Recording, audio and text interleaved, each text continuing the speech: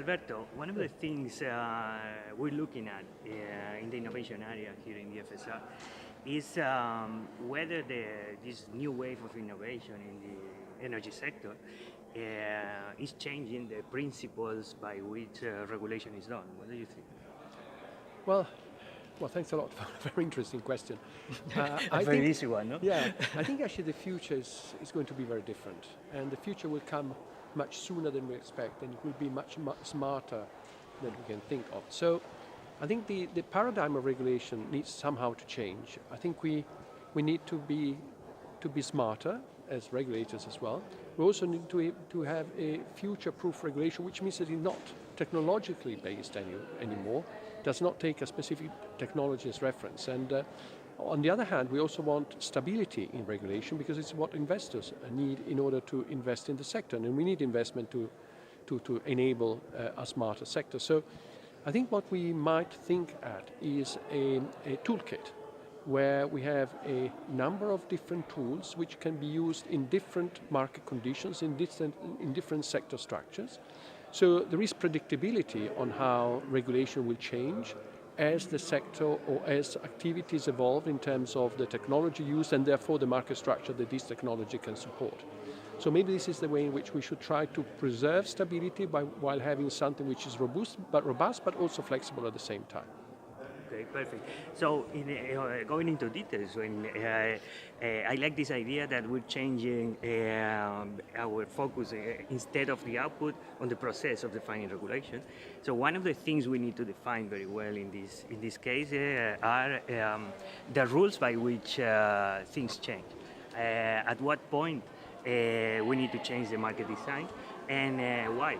So in this sense, you're putting the focus on the criteria by which we look at markets, no? Yeah, I mean, the system needs to be flexible because it needs to include different models of regulation, but also needs to be predictable by exactly what you were saying, to have criteria for when you switch from one specific approach to regulation, one specific tool, to another tool. When, for example, you can consider one activity that traditionally was a monopoly, but technology has changed, and therefore now it can be run as a competitive activity, and then you switch from, say, some form of regulation to market design and ensuring that the market works properly. Okay, I think you're talking about things that are going more liberal. One of the concerns we should have is how to deal with subsidies for technology development.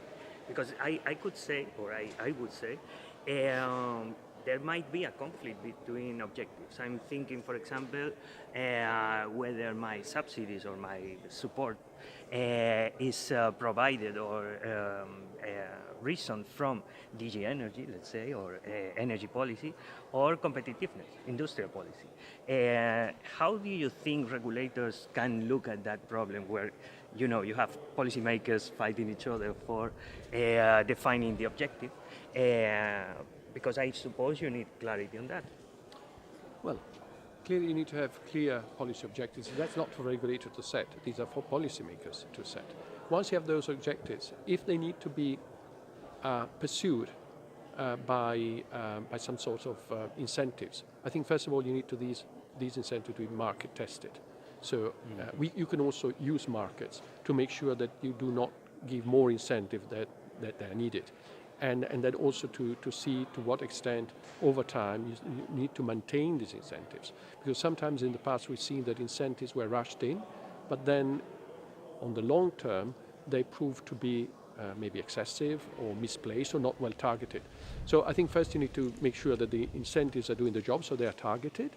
And second one, they are market tested, and they continue to be market tested so that you make sure that they're not more than is needed. Right. I will take advantage of you with one more question. And